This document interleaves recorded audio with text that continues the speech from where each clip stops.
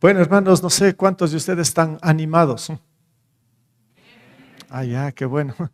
Bueno, sí, la mayoría estamos animados. ¿Cuántos están desanimados? Bueno, ni siquiera. Si está desanimado, no va ni siquiera a decir yo estoy desanimado.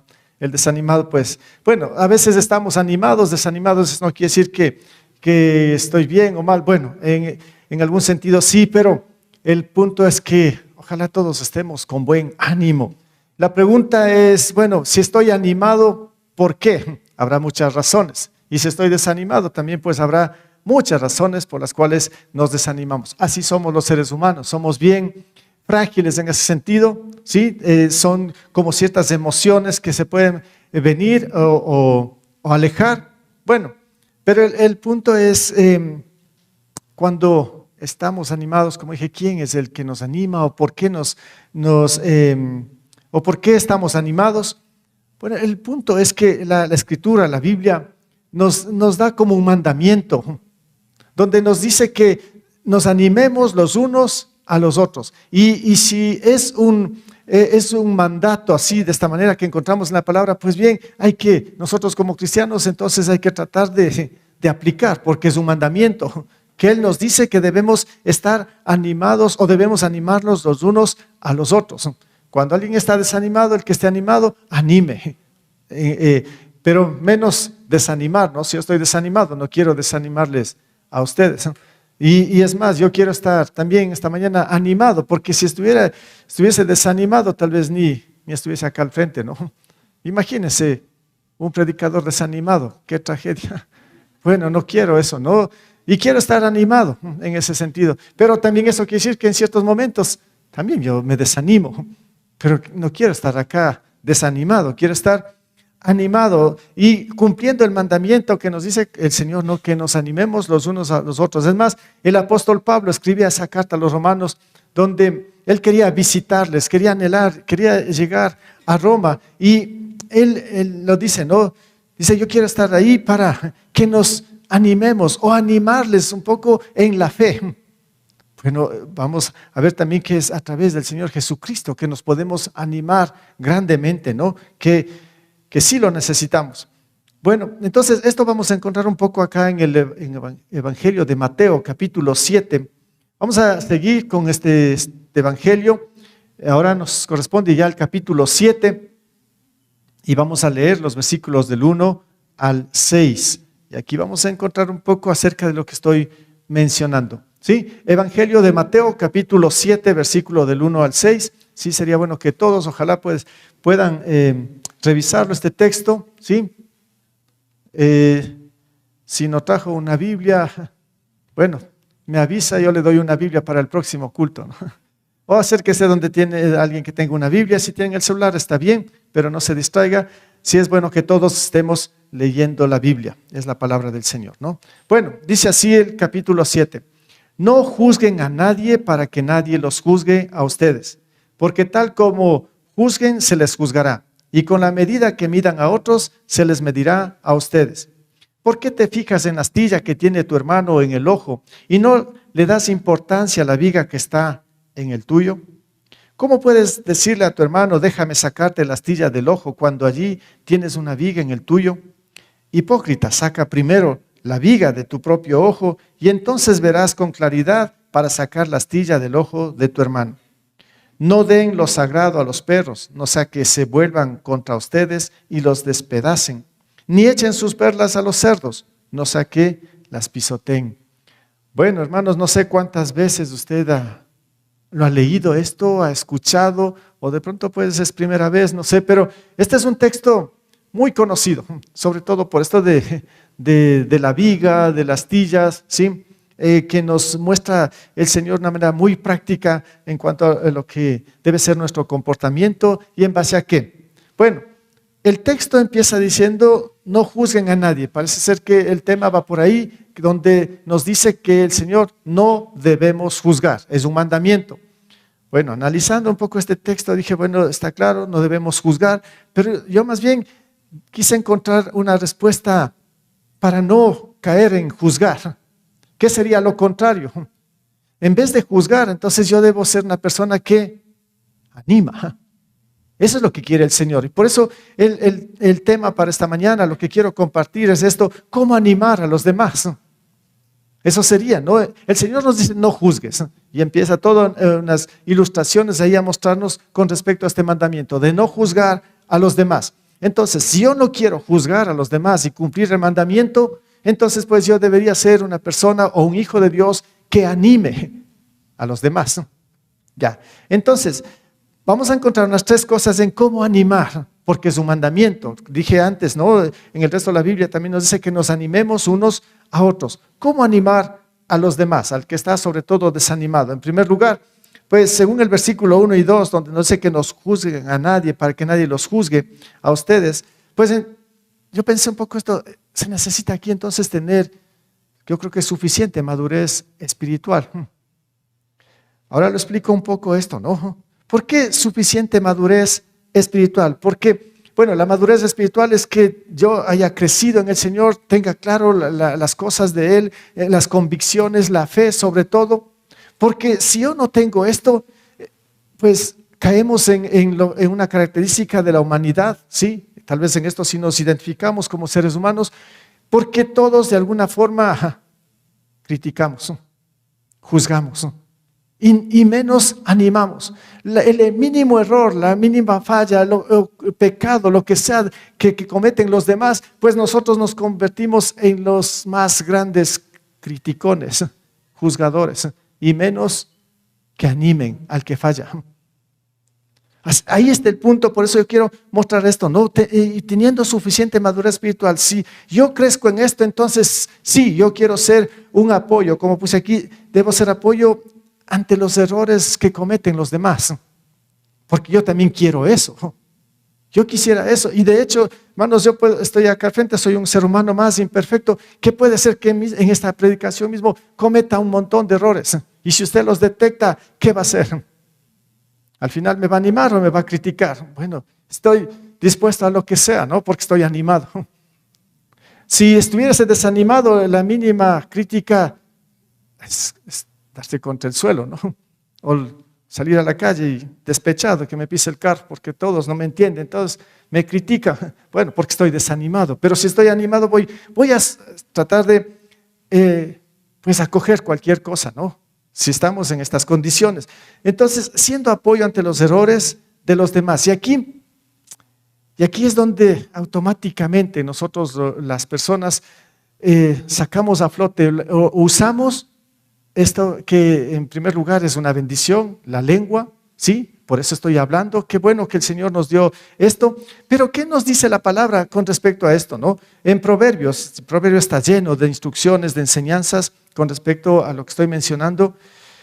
Nos dice en Proverbios 18:21, en la lengua hay poder de vida y muerte.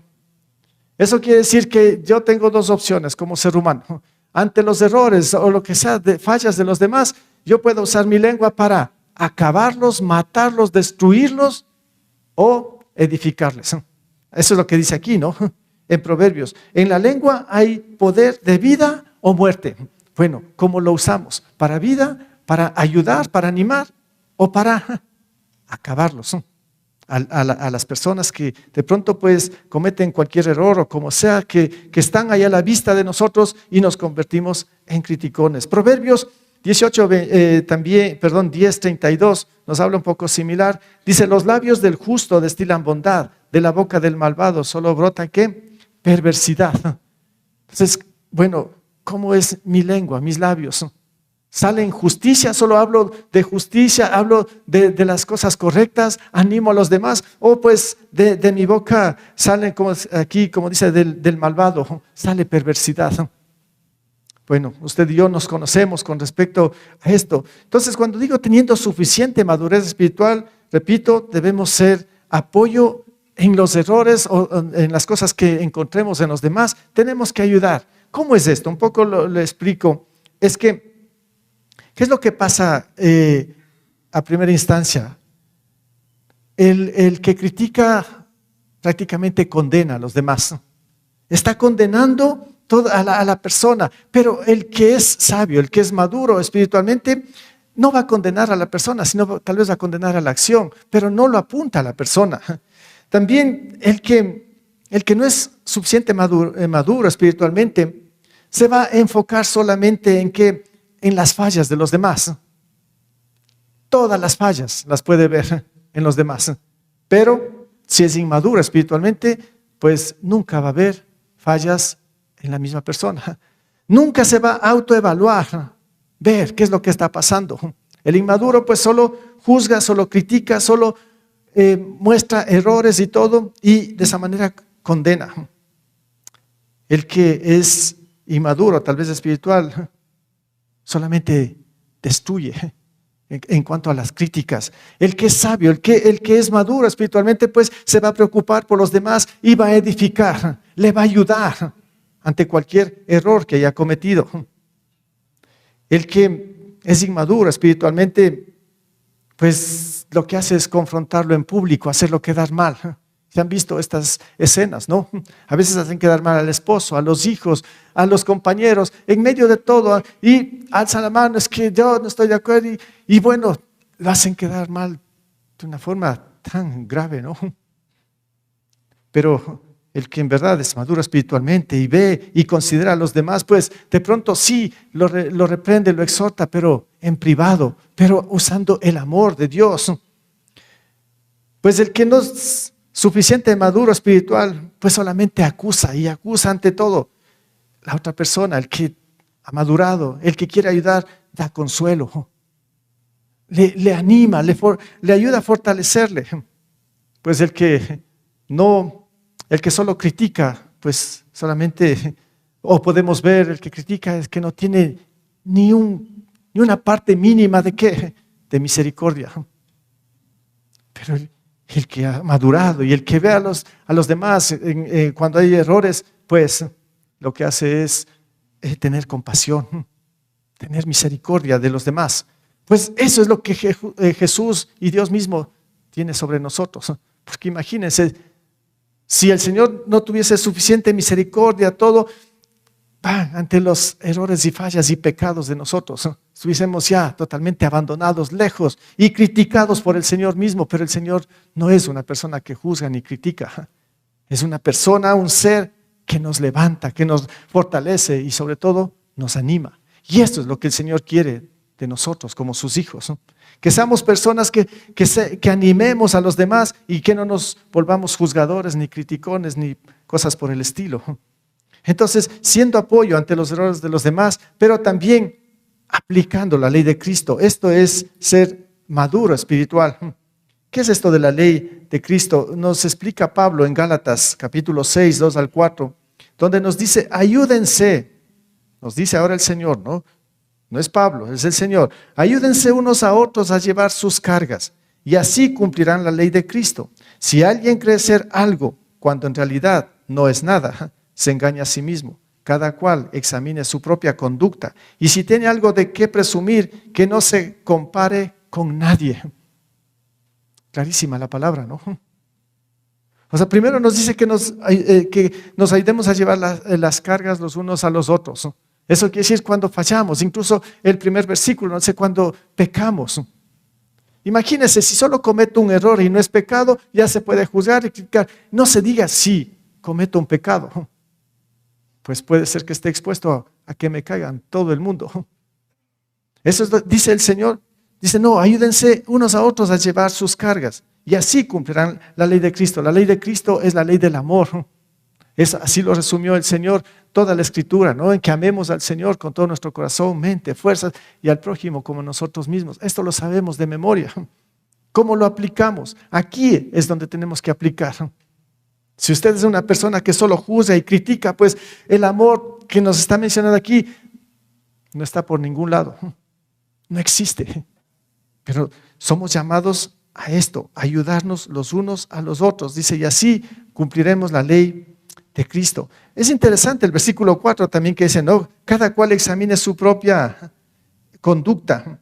Pero antes nos dice, si alguien cree ser algo, cuando en realidad no es nada, se engaña a sí mismo. Es que ese es algo típico otra vez de nosotros como seres humanos, ¿no? Que enseguida nosotros podemos estar criticando, podemos criticar a los profesionales, qué sé yo, digamos, yo no soy ni abogado, no soy nada, pero de pronto pues me puedo volver criticón o critico a los abogados. Puedo criticar a los profesionales que hacen edificios, arquitectos, ingenieros, o que sea, yo no soy y no tengo nada que ver con eso, pero yo critico. De pronto pues estoy en plena cancha de fútbol, un partido importante, ahí están los jugadores, yo solo estoy expectando y si cometen un error estos futbolistas profesionales, yo critico. Yo que sé de fútbol, yo que nunca he estado en una cancha así como están estos profesionales, pero cuando estamos afuera pues se dan cuenta cómo nosotros empezamos a criticar. Criticamos, como dice aquí, cuando en realidad no somos nada. Hermanos, qué terrible cuando nosotros criticamos la comida. Usted va a un restaurante y si no le convence, usted critica, le manda no sé dónde, al cocinero, al restaurante. Y cuando usted en realidad nunca ha estado en una cocina, ni sabe de cocina. Pero bueno, ahí va la crítica a sus familias, incluso a su esposa, a sus hijos mismos, los puede estar criticando, a los vecinos. Hermanos, ¿y qué tal? ¿Y qué tal del gobierno? ¿Qué cosas? ¿Cómo nos hemos vuelto de criticones? Tremendo, me asusta esto, ¿no? Hoy que estamos cerca de las elecciones, yo sí que les digo, hermanos, yo estoy preocupado aquí porque ya no sé por quién tengo que votar, ya no sé qué. Ahora sí estoy perdido completamente, les digo, ¿no? No sé usted, yo estoy hablando por mí desde aquí. Sí, esto sí es una situación muy complicada, porque pobres candidatos, les digo, ¿no? La crítica, pero no sé cómo es que llegan a saber hasta de cómo nació, pero es impresionante esto, ¿no? Les juzgan de todo. Y tomar en cuenta, hermanos, que uno de los dos va a ser nuestro presidente, por un acaso, ¿no? Y usted, pues tenga cuidado en esto, pero espero que usted no esté cayendo en esto, pero esto veo en las redes sociales y sí que me asusta. Yo les puedo decir aquí abiertamente esto porque esto va para nosotros como creyentes, ¿no? Son nuestros gobernantes o nuestros futuros gobernantes, pero tenga la crítica. Qué grave. Pobres candidatos, les digo, ¿no? O sea, todo el mundo está en contra, todo el mundo lo critica y hay una lucha tremenda ahí, qué difícil, bien complicado esta situación.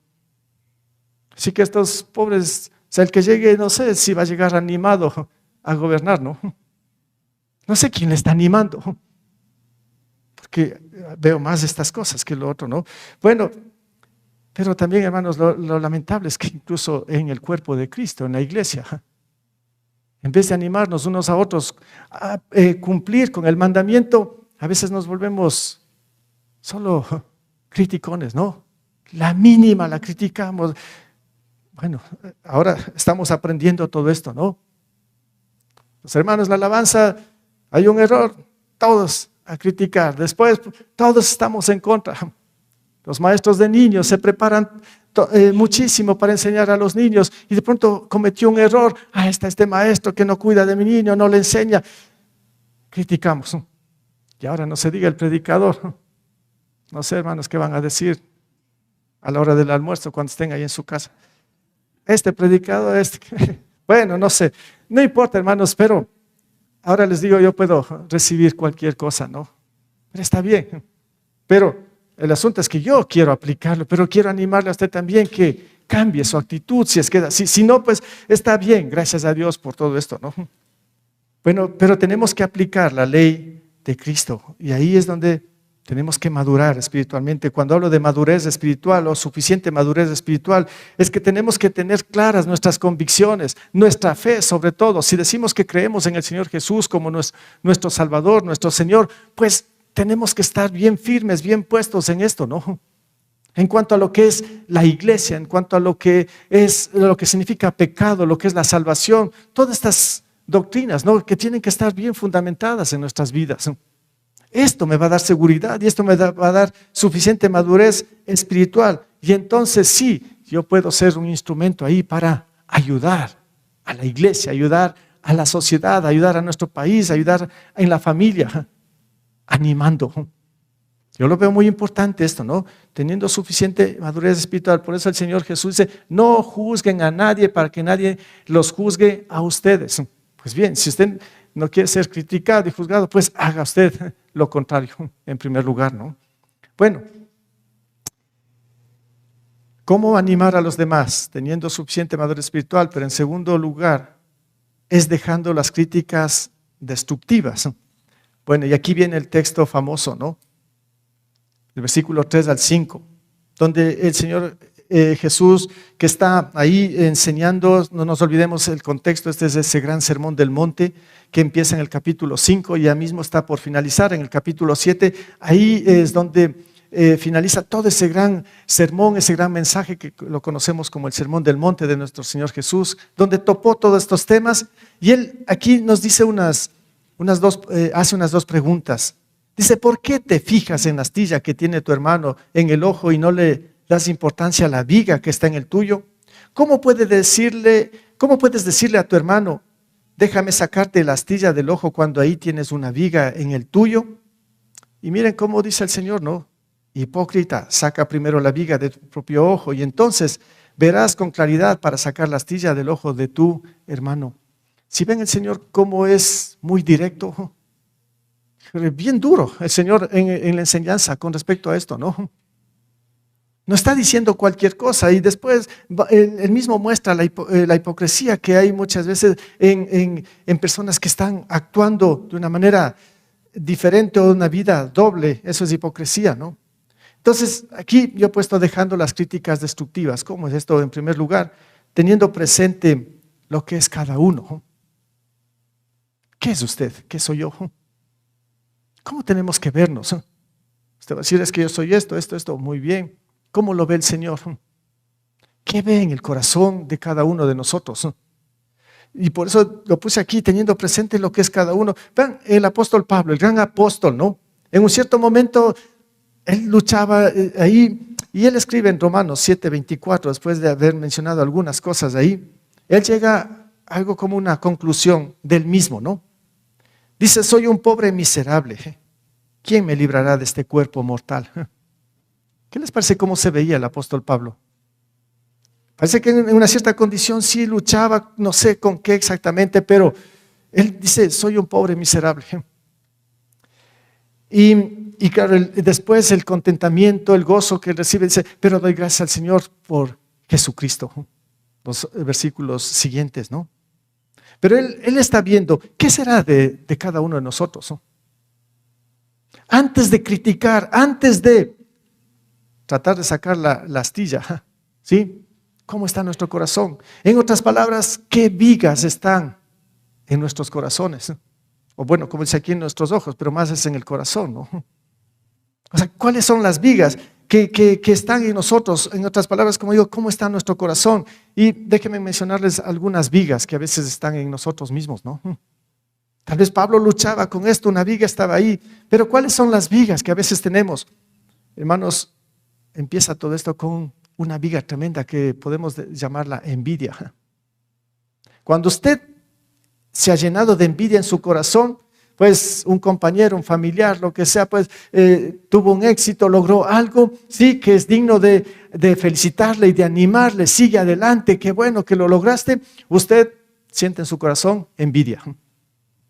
Pues cuando hay envidia, usted no va a animar, sino que usted va a criticar. No lo va a desanimar, claro, es el desánimo, pero con la crítica, ¿no? Con los rumores, con los chismes, porque usted se llenó de envidia. Entonces, esto para mí es una viga. El Señor Jesús saca primero esa viga, ¿no? La viga que se llama envidia. ¿Qué tal el orgullo? Estos son pecados, ¿no? El orgullo que está, mira, es que yo puedo hacerlo todo, es que yo sí, y bueno, y me empiezo a exaltar yo mismo, ¿no? Entonces, es una viga. Y a los demás empiezo a verlos como inferiores, porque yo soy lo máximo, la máxima autoridad, es que yo soy esto, yo soy lo otro. Y los demás pues están muy abajo, una viga. Entonces estoy criticando. ¿Qué tal del egoísmo también, no? Donde todo es para mí, donde me esfuerzo solo para mí, es que todo es para mí, es que yo valgo, es que yo tengo que... Bueno, entonces pues mi corazón se está llenando, una viga está creciendo. Y esto pues me va a llevar a criticar a los demás. ¿Y qué tal del odio? Cuando nos llenamos de odio, ¿no? Y cuando estoy en contra de una persona y tengo odio a otra persona, imagínense, puedo ser un instrumento para animar. Más bien lo que en mi corazón, en mi mente está cruzándose y está ahí latente de que ojalá le vaya mal, ojalá que haya una maldición en tal persona. ¿Dónde está el ánimo? ¿Cómo animamos a esas personas? Nos convertimos en personas que solamente odian. Y no se diga, otra viga sería, ¿qué tal de la amargura, no? Las personas que han caído en esto, en la amargura, es terrible, porque un síntoma de todo esto es grave, no es crítico. Una persona amargada es que ven que todos los demás están mal, pero la persona amargada está bien. Entonces, como la persona amargada está bien, supuestamente, ¿no? Entonces, pues, ve todos los errores de los demás y empieza a criticar. Todo está mal, todo está mal. Es que no me entiende, yo estoy bien. Es una persona con esta característica, les digo, una persona que tiene amargura en su corazón, ¿no? Y esa es una viga. Y por eso, hermanos, aquí yo le puse algo, la trampa de la hipocresía, porque el Señor no dice, hipócrita, saca primero la viga de tu propio ojo y entonces verás con claridad para sacar la astilla del ojo de tu hermano. La trampa de la hipocresía. Lo puse así porque, hermanos, claro, pensamos que estamos bien, los demás están mal y yo vivo una vida doble y caigo en ser hipócrita. Y por eso dice el Señor Jesús, hipócrita. El momento que estamos llenos de vigas, llenos de estas cosas, hermanos, y nos animamos a los demás, sino que los destruimos con las críticas, prácticamente estamos en hipocresía. Es otro pecado más. El Señor condena estos pecados y sobre todo la hipocresía, mostrando algo que nosotros no somos. Y por eso, ¿cómo combatir todo esto, no? ¿Cómo dejar las críticas destructivas? Pues bien, entonces practicando la humildad. Para mí lo contrario de lo que es hipocresía, yo tengo que vivir o aprender a vivir una vida de humildad. Y cuando yo aplico este gran requisito divino que el Señor quiere para sus hijos, entonces yo voy a empezar a ver diferente a los demás, quien quiera que sea, no importa errores o pecados, yo empiezo a ver diferente. Pero cuando empiezo a practicar la humildad, y por eso nos dice aquí Jesús mismo, ¿no? Más adelante aquí en Mateo 11, 29, Jesús dijo, carguen con mi yugo y aprendan de mí. El Señor dice, aprendan de mí. ¿Qué tenemos que aprender de Jesús? Dice, pues yo soy apacible y humilde de corazón. Pues eso es lo que tenemos que aprender. El Señor Jesús en ningún momento vino aquí a criticar ni a juzgar. Dice, yo no he venido a esto, yo vine aquí a salvarles y porque les amo. Vengo a hacer este sacrificio, ¿no? Por ustedes. Este es el ejemplo que nos da a nosotros. Y Él dice, aprendan de mí. Tenemos que aprender la humildad. Y Pablo también, en Filipenses 2, dice, no hagan nada por egoísmo o vanidad. Más bien, con humildad, consideren a los demás como superiores a ustedes mismos. Esta es la voluntad de Dios.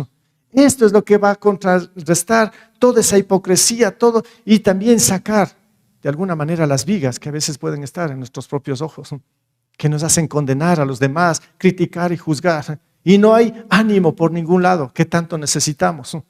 Entonces, hermanos, tenemos que practicar la humildad. Y para esto ya nos da aquí las pautas del Señor. Aprendan de mí. Ya, el modelo es Jesús, el modelo de humildad. Pablo también nos dice que no hagamos nada por egoísmo o vanidad, más bien con humildad. Y nos pone la práctica, considerando a los demás como superiores a nosotros mismos. Bueno, ¿qué significa esto? ¿Cómo lo llevo a la práctica? Esto es, hermanos, teniendo un corazón donde reconoce nuestras debilidades. Yo sé que usted y yo tenemos muchas debilidades. Somos imperfectos, tenemos que reconocerlo. Y esto, cuando nosotros reconocemos nuestras debilidades, entonces ya es un principio de humildad. Porque si yo solo veo errores de los demás y yo pienso que estoy bien, no hay para nada humildad. La humildad para mí empieza reconociendo las debilidades. Y sobre todo si es que hay pecados. Y si yo encuentro esto, yo debo con toda la humildad, repito aquí esta palabra, ir ante el Señor y decir perdóname. Perdona, eso es humildad, ¿no? Reconocer las debilidades y también tener ese interés por los demás. Buscar cómo ayudar, cómo puedo ser un instrumento en este hermano, persona, familia, vecino, quien sea. Buscar un poco cómo ayudar. Y también practicar el amor fraternal, que es un mandamiento del Señor, que nos amemos los unos a los otros. Y también para mí humildad es sometiéndonos en primer lugar a Cristo, a su voluntad, a su palabra. Cuando nosotros aprendemos esto, a humillarnos, a doblar rodillas y someternos solamente a Cristo. Esto para mí es humildad. Y por ende, pues, entonces yo me voy a someter a las autoridades.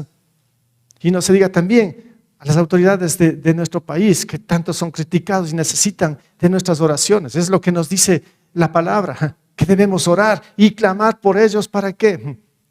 Para que se arrepientan y sean salvos también. Esta es nuestra responsabilidad, ¿no? Esto para mí es humildad. Buscar el bien de los demás, quien quiera que sea. Aquí no nos manda el Señor a que escojamos las personas. Aquí es quien quiera que sea, ¿no? Cualquier persona que esté en nuestro entorno, cerca, o también lejos, como sea, si son conocidos o como sea, ¿no? Tenemos que animar. Se dice que en una cierta fábrica hicieron como una encuesta, bueno, tipo encuesta, eran muchos trabajadores y creo que más o menos por un mes quisieron anotar en una hoja las cualidades negativas y positivas. Por ejemplo, una positiva era si era amable con los demás, saludaba, un visto. Si entraba enojado y todo, pues una X que decía que estaba mal.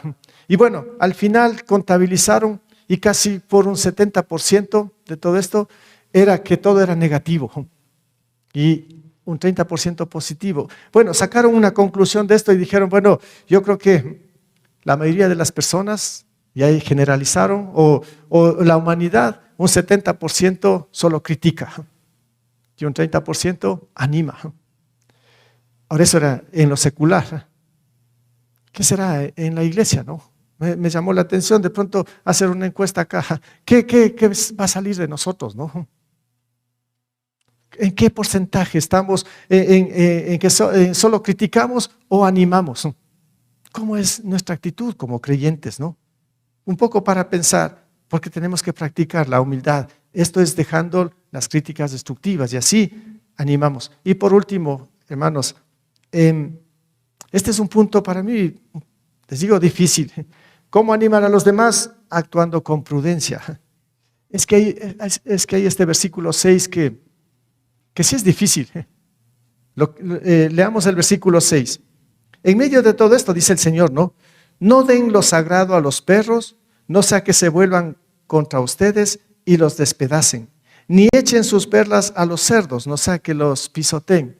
Bueno, nos pone el Señor Jesús aquí a pensar, usa dos animales y también usa una perla. Y bueno, ¿qué significa la perla? ¿Qué significan los perros, los cerdos? Bueno, es que dice no den lo sagrado a los perros. Lo sagrado es, en primer lugar, muchos, claro, se lo interpreta, se lo enseña, es la palabra. Es esto, el evangelio, ¿no?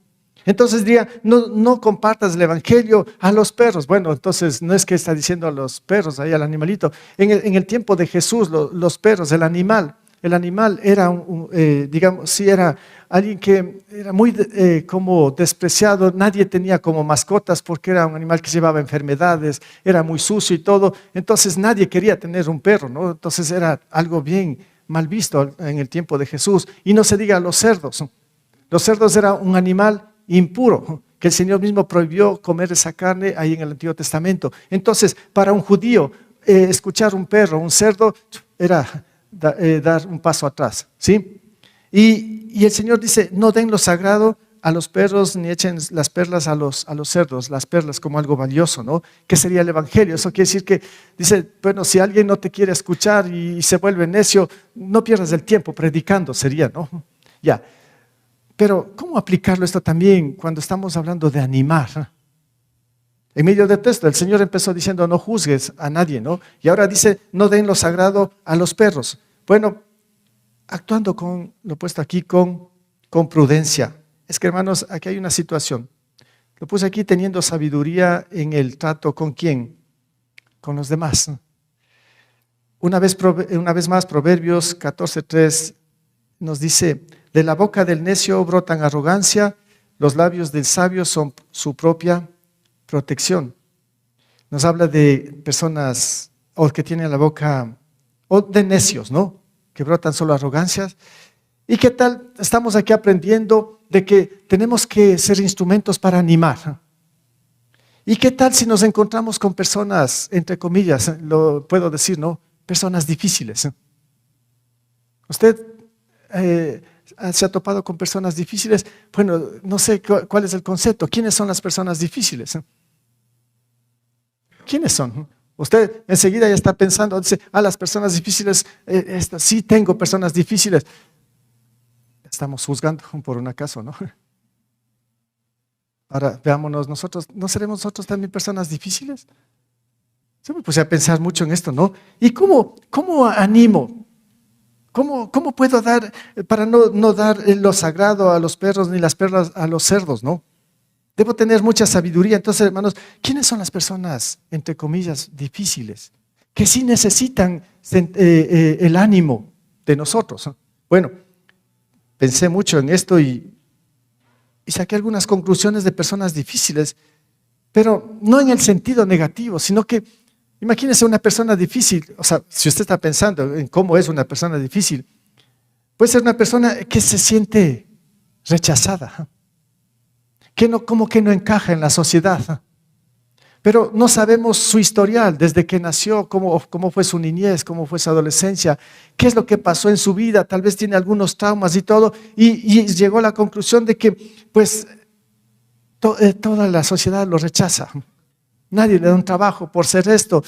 De pronto, entonces, es una persona difícil en ese sentido. Si queremos pensarlo así, ¿no? Pero nosotros podemos calificarlo ya de una como alguien raro, pero no calificamos así sin tomarnos el tiempo para averiguar quiénes son. ¿Qué es lo que pasa con ellos, ¿no? También son seres humanos, son el prójimo. O tal vez son personas que no pueden controlar o nunca aprendieron a tener dominio o control de su ira, de su enojo, que a la mínima se irrita. Entonces usted, cuando quiere decir algo, pues no puede decir nada porque sale mal. O sea, pueden ser personas así, ¿no? Pero otra vez tenemos que preguntarnos por qué. ¿Qué es lo que pasa con las personas así? O de pronto personas que tienen mucho temor y están siempre a la defensiva.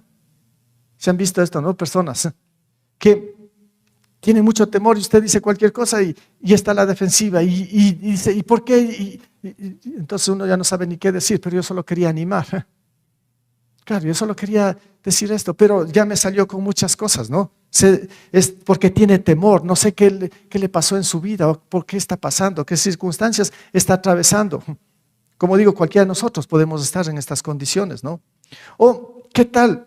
Decimos: esta persona, qué difícil. Puede ser que esté lleno de estrés, sobrecargado de tantas cosas, y que pronto usted mismo puede estar en esta situación y donde sus hijos se esconden, ¿no? Cuando llegan: no quiero verla en papá, y se esconde porque él viene muy estresado y no sé qué va a pasar, y la esposa empieza a temblar. Bueno, de pronto hay mucho estrés y todos van a decir, y la esposa va a decir: es que mi esposo es que difícil, no le entiendo, es que es esto. Bueno, él está criticando, ¿no? Y quizá no se dio el tiempo para ver qué es lo que está pasando. De pronto puede ser que este esposo esté luchando solito, ¿no? Y ya perdió también la forma como comunicar a su esposa. Ya no quiere decir nada, sino que está ahogándose solo. No comparte a su esposa y se vuelve para la esposa un hombre o un esposo difícil. Pero en verdad es un hombre que necesita ser apoyado y necesita ser animado. Personas que de pronto pierden el control fácilmente, ¿no? Bueno, habemos de todo, pero el punto es cómo animar a estas personas que sí lo necesitan, ¿no? Entonces, no echamos, no damos lo sagrado a los perros ni echamos las perlas a los cerdos. Evitamos. Hermanos, yo creo que si nos encontramos así con personas que pueden estar muy cerquita a nosotros, oremos mucho. Pidamos al Señor que nos dé sabiduría y que podamos entender a estas personas que tal vez pueden ser por momentos nada más que están pasando en verdad crisis difíciles y que necesitan del ánimo de nosotros, pero tenemos que tener sabiduría. Por eso dije, hay que ser prudentes en ese sentido. Y el otro es que estando también preparados para reacciones negativas de los demás. Porque si está cargado de estrés, con todas estas características que les dije, y usted de pronto quiere animar, tal vez le dan con un palo. Sí me entiende esto, ¿no? Le pueden insultar. Y le dicen, no necesito de esto, ¿por qué? ¿Y por qué tienes que meterte en mi vida? Y cosa que uno se puede quedar sin saber qué decir. Claro, es que uno se iba con buenas intenciones. Es que me enteré de esto y pasó esto. Bueno, voy a visitarle al hermano o a la persona y quiero animarle. Y de pronto pues yo solo toco la puerta y me dan el puertazo, ¿no? Ni siquiera me reciben. Porque está lleno de esto, ¿no? Bueno, yo solo quería animar. ¿Y ahora qué hacemos ahí, no? Hay casos también, y por eso aquí el Señor nos pone este versículo en medio de todo ese contexto. Hay una situación aquí en Hechos 7, 54, 55, donde este hombre, Esteban, este siervo del Señor, quería en verdad pues animar llevando el evangelio a los judíos. Y él se preparó tanto que sí me impacta muchísimo, ¿no? Todo ese capítulo 7 de Hechos es bien largo, si ustedes lo pueden revisar, ¿no? ¿Y qué es lo que encontramos ahí? A Esteban tratando de hacer entender el evangelio a los judíos.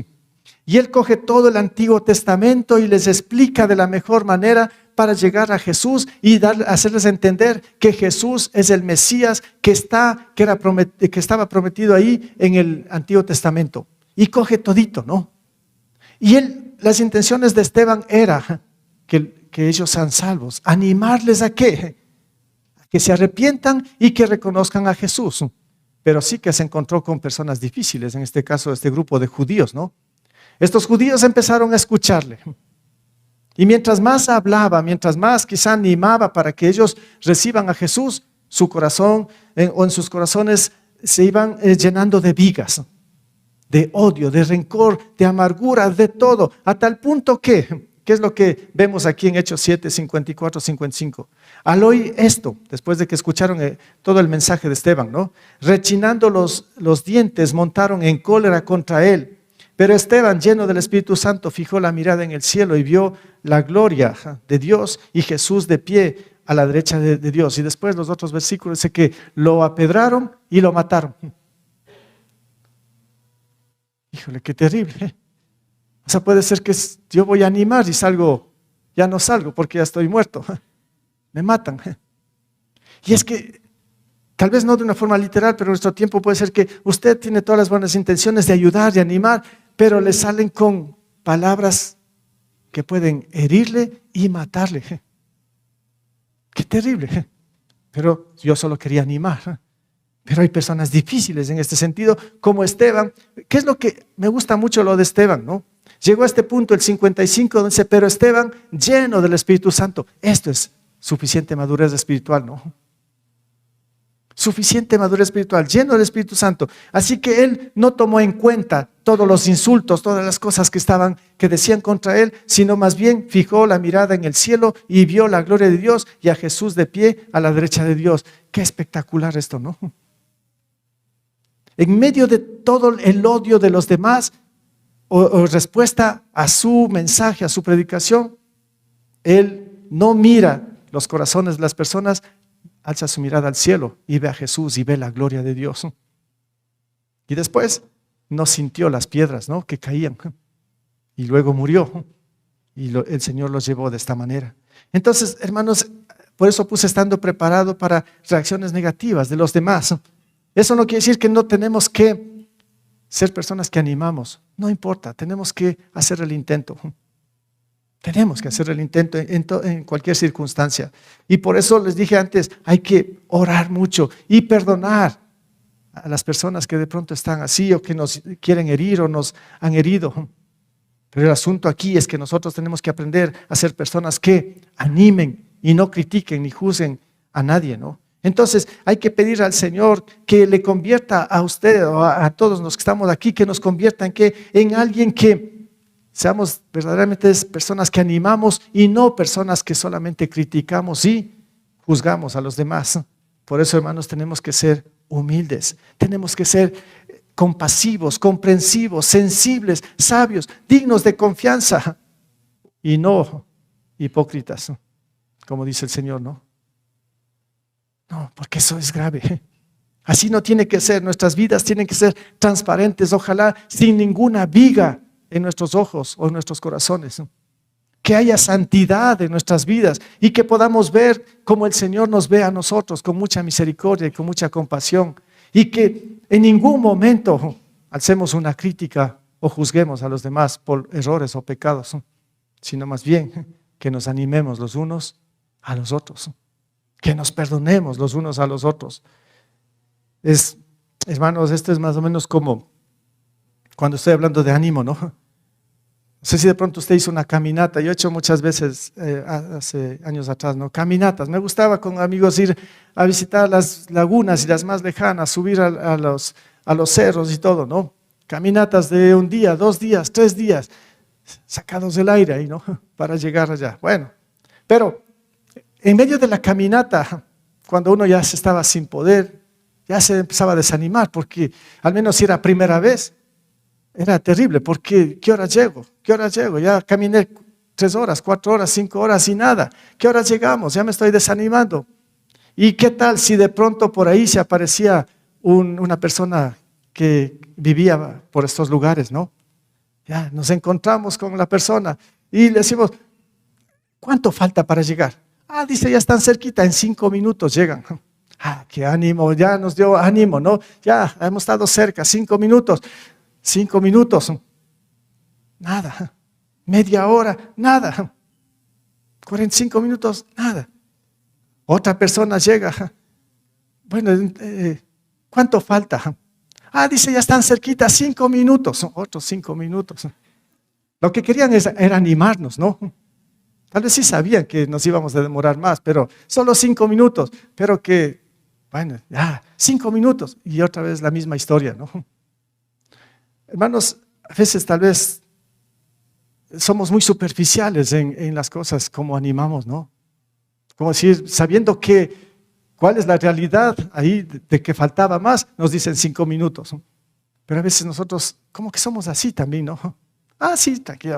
No necesitamos un ánimo superficial, real, que sea de corazón, que amemos, que salga de lo más profundo de nuestro ser, que no haya otra vez vigas, envidias ni nada, sino que sea real el ánimo que damos a los demás.